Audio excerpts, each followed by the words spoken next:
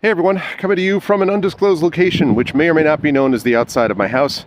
Just back from a bike ride. I hope everyone is doing well. It is December 21st, 2025. We are 4 days before Christmas. We are, 10 days before the end of a year, which a lot of the world probably wishes could go back in the bottle. I don't think anyone's going to be sorry to see 2025 go.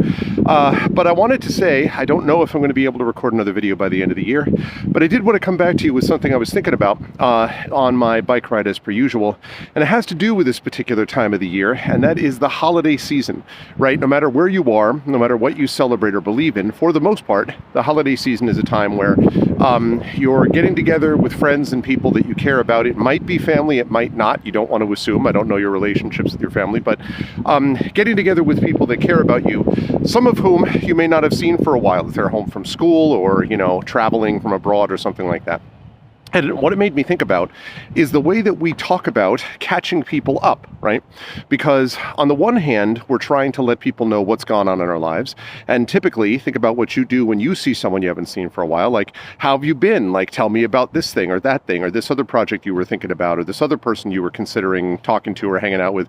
Like, what's life been like for you? And I think it's hard for creative people, and especially sometimes for writers, to talk about these things in a vacuum, right? Because on the one hand, as a writer, your input tends to be somewhat, erratic, right? Sometimes you have publications that'll come out 2, 3, maybe more in a year.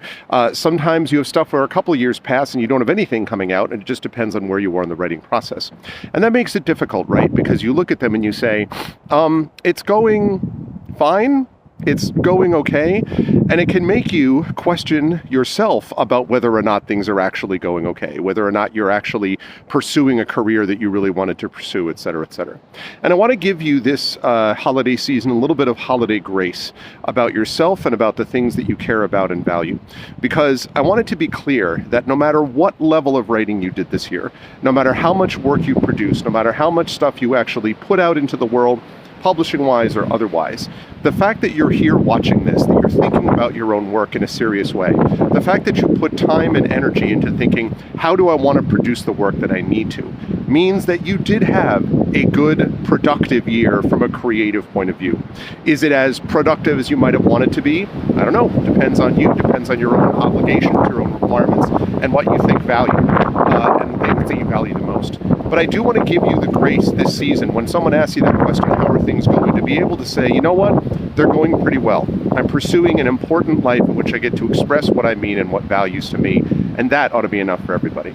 Have a great 2026, everyone. I'll see you folks in the new year.